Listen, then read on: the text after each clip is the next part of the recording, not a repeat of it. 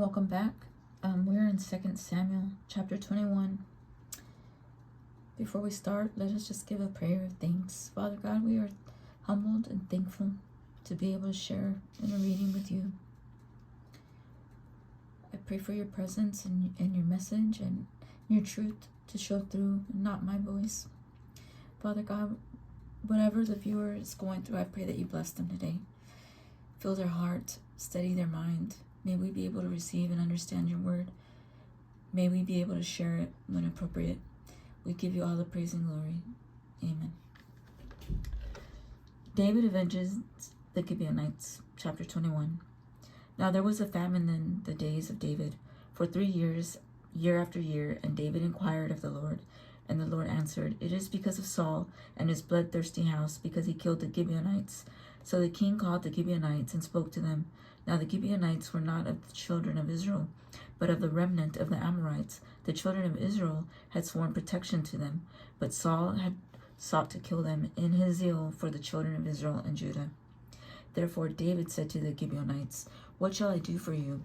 And what shall I make atonement, that you may bless the inheritance of the Lord?" And the Gibeonites said to him, "We will have no silver or gold from Saul or from his house, nor shall you kill any man in Israel for us." So he said, "Whatever you say, I will do for you." Then they answered the king, "As for the man who consumed us and plotted against us, that we should be destroyed from remaining in any of the territories of Israel, let 7 men of his descendants be delivered to us, and we will hang them before the Lord in Gibeah of Saul, whom the Lord chose." And the king said, "I will give them."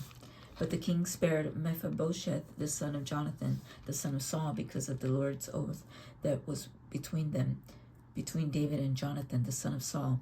So the king took Armani and Mephibosheth, to the 2 sons of Rizpah, the daughter of Aiah, whom she bore to Saul, and the 5 sons of Michal, the daughters of Saul, whom she brought up from Adriel, the son of Barzillai, the Meholathite, and he delivered them into the hands of the Gibeonites, and they hanged them on the hill before the Lord.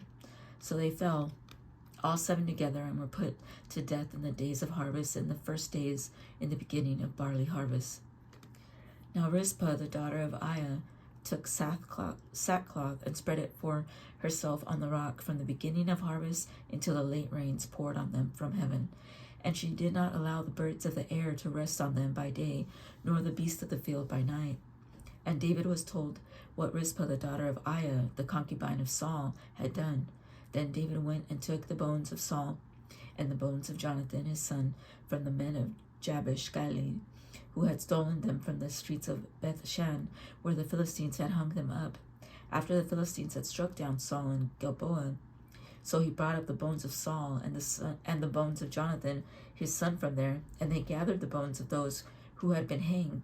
They buried the bones of Saul and Jonathan his son in the country of Benjamin, in Zelah, in the tomb of Kish his father. So they performed all that the king commanded, and after that God heeded the prayer for the land. Philistines, giants destroyed. When the Philistines were at war again with Israel, David and his servants with him went down and fought against the Philistines, and David grew faint. Then Ishbi-Benob, who was one of the sons of the giant, the weight of whose bronze spear was 300 shekels, who was bearing a new sword, thought he could kill David. But Abishai, the son of Zeruiah, came to his aid and struck the Philistine and killed him. Then the men of David swore to him, saying, "You shall go out no more with us to battle, lest you quench the lamp of Israel." Now it happened afterward that there was again a battle with the Philistine at Gob. Then Sibbechai the Hushathite killed Saph, who was one of the sons of the giant. Again there was at Gob with the Philistines, where Elhanan the son of Jehoiarib the Bethlehemite killed the brother of Goliath the Gittite, the shaft of whose spear was like a weaver's beam. Yet again there was war at Gath, where there was a man of great stature, who had 6 fingers on each hand and 6 toes on each foot, 24 in number, and he also was born to the giant. So when he defied Israel, Jonathan the son of Shemaiah, David's brother, killed him. These 4 were born to the giant in Gath, and fell by the land of David and by the hand of his servants. Chapter 22. Praise for God's deliverance. Then David spoke to the Lord the words of the song on the day when the Lord had delivered him from the hand of all his enemies and from the hand of Saul. And he said, The Lord is my rock and my fortress and my deliverer, the God of my strength, in whom I will trust, my shield and the horn of my salvation, my stronghold and my refuge, my Savior. You save me from violence. I will call upon the Lord, who is worthy to be praised. So shall I be saved from my enemies. When the waves of death surround me, the floods of ungodliness made me afraid. The sorrows of Sheol surrounded me. The snares of death confronted me. In my distress I called upon the Lord and cried out to my God. He heard my voice from his temple, and my cry entered his ears. Then the earth shook and trembled. The foundations of heaven quaked and were shaken, because he was angry.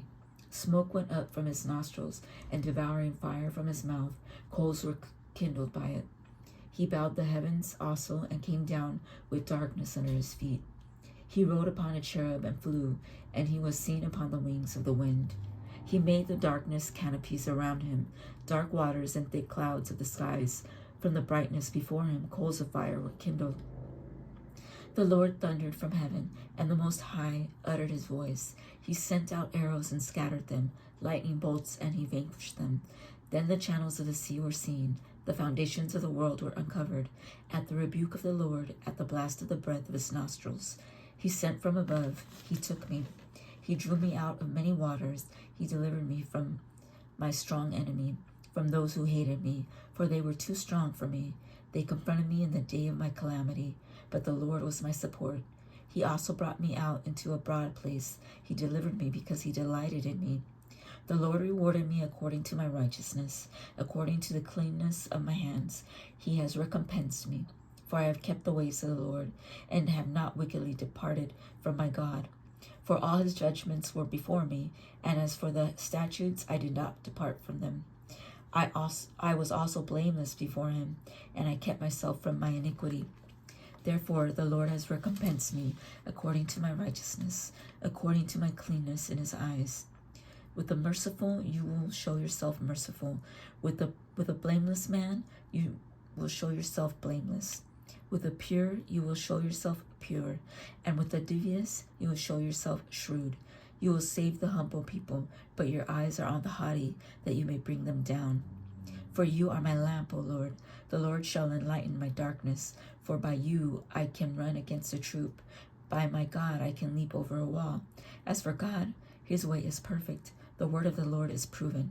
He is a shield to all who trust in him. For who is God except the Lord? And who is a rock except our God? God is my strength and power, and he makes my way perfect. He makes my feet like the feet of a deer, and sets me on my high places. He teaches my hands to make war, so that my arms can bend a bow of bronze. You have also given me the shield of your salvation. Your gentleness has made me great. You enlarged my path under me, so my feet did not slip. I have pursued my enemies and destroyed them. Neither did I turn back again till they were destroyed. And I have destroyed them and wounded them, so that they could not rise. They have fallen under my feet, for you have armed me with strength for the battle. You have subdued under me those who rose against me. You have also given me the necks of my enemies, so that I destroyed those who hated me. They looked, but there was none to save, even to the Lord, but he did not answer them. Then I beat them as fine as the dust of the earth. I trod them like dirt in the streets, and I spread them out. You have also delivered me from the strivings of my people. You have kept me as the head of the nations. A people I have not known shall serve me. The foreigners submit to me. As soon as they hear, they obey me. The foreigners fade away and come frightened from their hideouts. The Lord lives, blessed be my rock. Let God be exalted, the rock of my salvation. It is God who avenges me and subdues the peoples under me. He delivers me from my enemies. You also lift me up above those who rise against me. You have delivered me from the violent man. Therefore I will give thanks to you, O Lord, among the Gentiles, and sing praises to your name. He is the tower of salvation to his king, and shows mercy to his anointed, to David and his descendants forevermore. We will continue on to 23 and 24, and that will be the end of the book of 2 Samuel, chapter 23. David's last words. Now these are the last words of David. Thus says David the son of Jesse. Thus says the man raised up on high, the anointed of the God of Jacob, and the sweet psalmist of Israel. The Spirit of the Lord spoke by me, and his word was on my tongue. The God of Israel said, the Rock of Israel spoke to me. He who rules over men must be just, ruling in the fear of God. And he shall be like the light of the morning when the sun arises, a morning without clouds, like the tender grass springing out of the earth by clear shining after rain. Although my house is not so with God, yet he has made with me an everlasting covenant, ordered in all things and secure. For this is all my salvation and all my desire. Will he not make it increase? But the sons of rebellion shall all be as thorns thrust away, because they cannot be taken with hands, but the man who touches them must be armed with iron and the shaft of a spear, and they shall be utterly burned with fire in their place. David's mighty men. These are the names of the mighty men whom David had: Josheb, Basshebeth, the Tachmonite, chief among the captains. He was called Adino the Eznite, because he had killed 800 men at one time. And after him was Eleazar, the son of Dodo, the Ahohite, one of the 3 mighty men with David, when they defied the Philistines who were gathered there for battle, and the men of Israel had retreated. He arose and attacked the Philistines until his hand was weary, and his hand struck the sword. The Lord brought about a great victory that day, and the people returned after him only to plunder. And after him was Shammah, the son of Agi, the Hararite. The Philistines had gathered together into a troop where there was a piece of ground full of lentils. So the people fled from the Philistines. But he stationed himself in the middle of the field, defended it, and killed the Philistines. So the Lord brought about a great victory. Then 3 of the 30 chief men went down at harvest time and came to David at the cave of Adullam, and the troop of the Philistines encamped in the valley of Rephaim. David was then in the stronghold, and the garrison of the Philistines was then in Bethlehem. And David said with longing, "Oh, that someone would give me a drink of water from the well of Bethlehem, which is by the gate." So the three mighty men broke through the camp of the Philistines, drew water from the well of Bethlehem that was by the gate, and took it and brought it to David. Nevertheless, he would not drink it, but poured it out to the Lord. And he said, "Far be it from me, O Lord, that I should do this. Is this not the blood of the men who went in jeopardy of their lives?" Therefore he would not drink it. These things were done by the 3 mighty men. Now Abishai, the brother of Joab, the son of Zeruiah, was chief of another 3. He lifted a spear against 300 men, killed them, and won a name among these 3. Was he not the most honored of 3? Therefore he became their captain. However, he did not attain to the first 3. Benaiah was the son of Jehoiada, the son of a valiant man from Gebseel, who had done many deeds. He had killed 2 lion-like heroes of Moab. He also had gone down and killed a lion in the midst of a pit on a snowy day. And he killed an Egyptian, a spectacular man. The Egyptian had a spear in his hand, so he went down to him with a staff, wrested the spear out of the Egyptian's hand, and killed him with his own spear. These things Benaiah the son of Jehoiada did, and won a name among 3 mighty men. He was more honored than the 30, but he did not attain the first 3, and David appointed him over his guard. Asahel, the brother of Joab, was one of the 30. Elhanan, the son of Dodo of Bethlehem, Shammah, and the Harodite, Elika the Harodite, Helez the Peltite, Ira the son of Achish the Tekoite, Abiezer the son of Anathothite, Mebonai the Hushathite, Zalman the Ahohite, Maharai the Netophathite, Heleb the son of Benah, Etai the son of Ribai from Gibeah. Of the children of Benjamin, Benaiah, a Parathonite, Hadai from the brooks of Gash, Abi Alban the Arbathite, Asmaveth the Barhumite, Elihibah the Shalbanite of the sons of Jashan, Jonathan, Shammah the Hararite, Ahim the son of Shurar the Hararite, Eliphelet the son of Ahasbai the son of Machathite, Eliam the son of Ahithophel the Gelonite, Hezriah the Carmelite, Pirai the Arbite, Agal the son of Nathan of Zobah, Bani the Gadite, Selek the Ammonite, Naharai the Beerothite, armor-bearer of Job the son of Zariah, Ira the Hithite, Gareb the Hithite, and Uriah the Hittite, 37 in all. David's census of Israel and Judah, chapter 24. Again the anger of the Lord was aroused against Israel, and he moved David against them to say, Go number Israel and Judah. So the king said to Job, the commander of the army, who was with him, Now go throughout all the tribes of Israel from Dan to Beersheba, and count the people, that I may know the number of the people. And Job said to the king, Now may the Lord your God add to the people 100 times more than there are, and may the eyes of my lord the king see it. But why does my lord the king desire this thing? Nevertheless the king's word prevailed against Job and against the captains of the army. Therefore Job and the captains of the army went out from the presence of the king to count the people of Israel.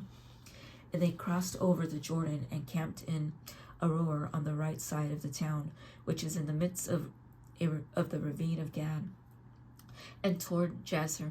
Then they came to Galilee and to the land of Tatim Hodshi. They came to Danjan and around the Sidon, and they came to the stronghold of Tyre, and to all the cities of the Hivites and the Canaanites. Then they went out to South Judah as far as Beersheba. So when they had gone through all the land, they came to Jerusalem at the end of 9 months and 20 days. Then Job gave the sum of the numbers of the people to the king, and there were in Israel 800,000 valiant men who drew the sword, and the men of Judah were 500,000 men. The judgments on David's sins, verse 10. And David's heart condemned him after he had numbered the people. So David said to the Lord, I have sinned greatly in what I have done, but now I pray, O Lord, take away the iniquity of your servant, for I have done very foolishly. Now when David arose in the morning, the word of the Lord came to the prophet Gad, David's seer, saying, Go and tell David, thus says the Lord, I offer you 3 things. Choose one of them for yourself, that I may do it to you. So Gad came to David and told him, and he said to him, Shall 7 years of famine come to you in your land, or shall you flee 3 months before your enemies while they pursue you? Or shall there be 3 days plagues in your land?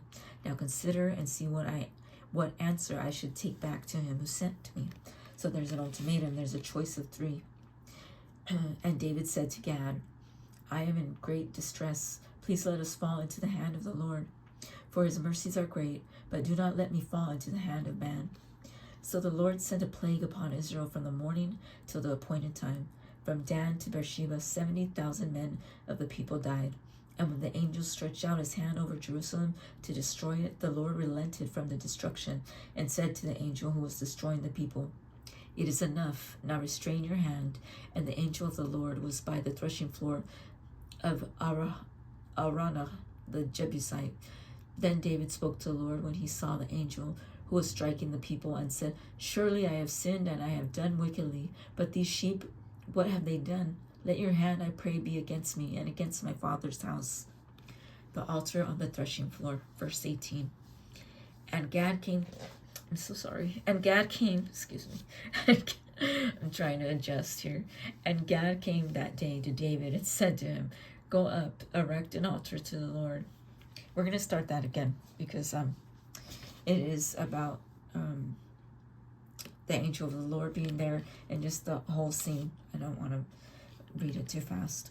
Verse 18. And Gad came that day to David and said to him, Go up, erect an altar to the Lord on the threshing floor of Araunah the Jebusite. So David, according to the word of Gad, went up as the Lord commanded. Now Araunah looked and saw the king and his servants coming toward him. So Araunah went out and bowed before the king with his face to the ground. Then Araunah said, Why has my lord the king come to his servant? And David said, To buy the threshing floor from you, to build an altar to the Lord, that the plague may be withdrawn from the people. Now Araunah said to David, Let my lord the king take and offer up whatever seems good to him. Look, here are oxen for burnt sacrifice, and threshing implements, and the yokes of the oxen for wood. All these, O king, Araunah has given to the king. And Araunah said to the king, May the Lord your God accept you. Then the king said to Araunah, No, but I will surely buy it from you for a price, nor will I offer burnt offerings to the Lord my God with that which cost me nothing. So David bought the threshing floor and the oxen for 50 shekels of silver. And David built there an altar to the Lord, and offered burnt offerings and peace offerings. So the Lord heeded the prayers for the land, and the plague was withdrawn from Israel. Thank you for joining me in 2 Samuel. That was the end of 2 Samuel. And next we will be in the book of Kings, the first book of the Kings. I hope that you join me, but if not, bless you. And of course, if there's anything that doesn't make sense, leave me a comment, or like I would do, I would take it up with a church elder. Maybe they can shed some light on our reading that we went through. Take care of yourself. Bye.